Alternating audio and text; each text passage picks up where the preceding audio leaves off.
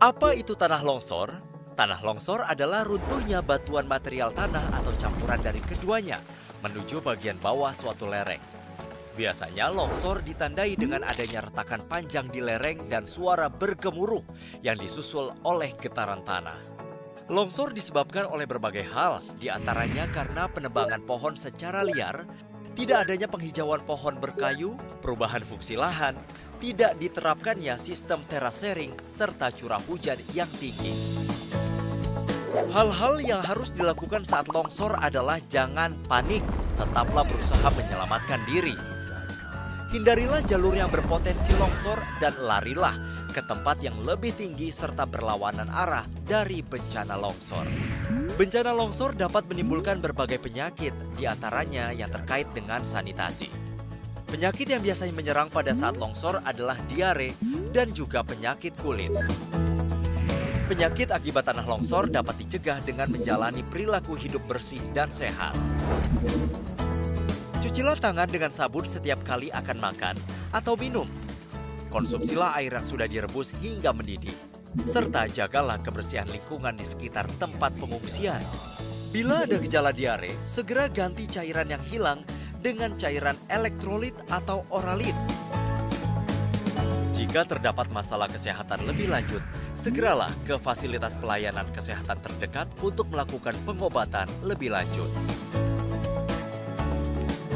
Memahami bencana longsor dengan menjaga kelestarian lingkungan serta melakukan persiapan yang baik sebelum, saat, dan setelah bencana, maka kita akan mengurangi dampak buruk akibat tanah longsor tersebut.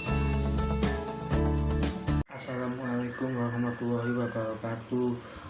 Perkenalkan, nama saya adalah Enrico NIM 19005 dari Prodi D3 Akper tingkat 2. Di sini saya akan menjelaskan tentang pra bencana. Pra bencana di sini ada 3 fase, yaitu yang pertama fase pencegahan, yang kedua fase mitigasi, yang ketiga adalah fase kesiapsiagaan. Fase pencegahan adalah langkah-langkah yang dilakukan untuk menghindari sama sekali atau mengurangi secara drastis akibat dari ancaman melalui pengendalian diri atau pengubahan fisik maupun lingkungan. Tindakan ini bertujuan untuk menekan penyebab ancaman dengan mengurangi tekanan dan mengatur menyebarkan energi atau material ke wilayah yang lebih luas melalui waktu dan yang lebih panjang. Yang B. Mitigasi. Mitigasi ialah tindakan-tindakan yang memfokuskan perhatian pada pengurangan dampak dari ancaman sehingga dengan demikian mengurangi kemungkinan dampak negatif. Pencegahan ialah langkah-langkah dengan dilakukan untuk menghilangkan sama sekali ataupun mengurangi secara drastis. Kesiapsiagaan. Fase kesiapsiagaan ini adalah di mana fase dilakukan untuk mempersiapkan baik dengan memikirkan berbagai tindakan untuk meminimalisir kerugian harta atau benda dan mengakibatkan terjadinya korban jiwa. Perkenalkan, nama saya Putri Dionur Puspitasari. Saya dari D3 Keperawatan di Akademi Keperawatan di Unusada dengan NIM 17.035. Di sini saya akan menjelaskan tahap pra bencana untuk tugas perawat dalam bencana tanah longsor. Yang pertama, kita dapat memberikan pelatihan pertolongan dini kepada setiap individu masyarakat agar siap sigap di dalam menghadapi bencana tanah longsor. Yang kedua, kita juga dapat memberikan pelatihan kepada masyarakat untuk mengedukasi bagaimana pertolongan dini saat pertama ada bencana. Yang ketiga, kita juga memberikan nomor darurat berupa nomor ambulans, nomor rumah sakit, ataupun nomor dinas kebakaran jika sewaktu-waktu ada bencana tanah longsor. Demikian yang dapat saya jelaskan. Saya Maya Ramawati, NIM 19.021 Di sini saya akan menyebutkan wilayah yang paling rentan mendapatkan penyebab tanah longsor, yaitu yang ke-1, medan terjal, yang kedua, lahan yang sebelumnya terbakar oleh kebakaran hutan, dan yang ketiga, tanah yang telah diubah karena aktivitas manusia, yang terakhir saluran di sepanjang sungai atau sungai. Assalamualaikum warahmatullahi wabarakatuh. Saya Sundus Nafisa, NIM 18035. Di sini saya akan memberitahukan Anda bagaimana cara menghindari longsor. Yang pertama, jangan membuat kolam dan persawahan di area lereng. Yang kedua, jangan membangun rumah di bawah tebing. Yang ketiga, jangan menebang pohon di sekitaran lereng. Yang keempat, jangan memotong tebing secara tegak lurus. Yang kelima, tidak mendirikan bangunan di sekitaran sungai.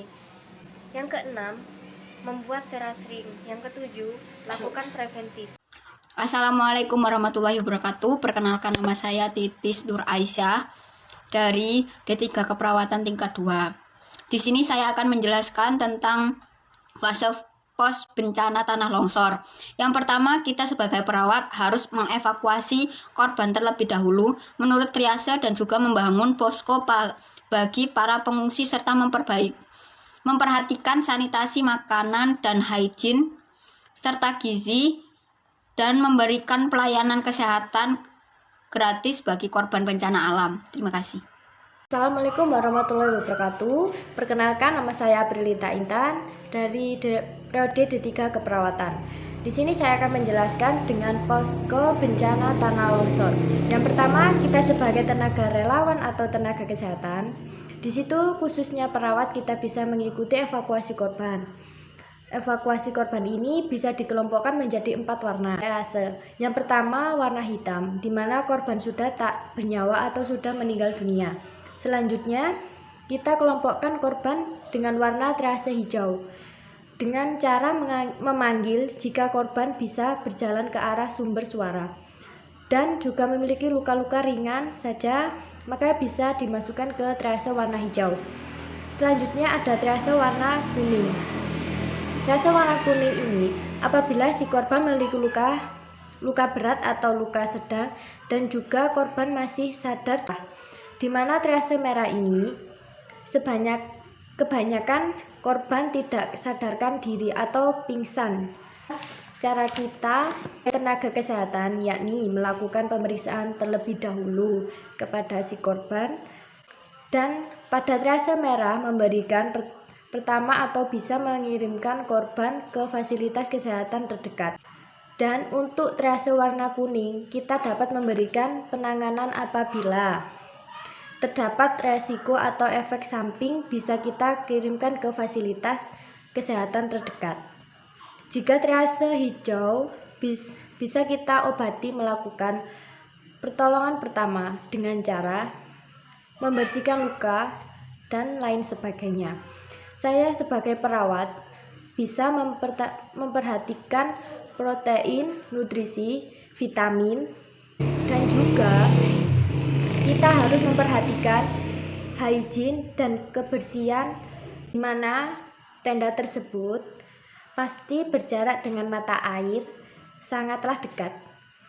Jadi kita sebagai perawat bisa memperhatikan hygiene para korban.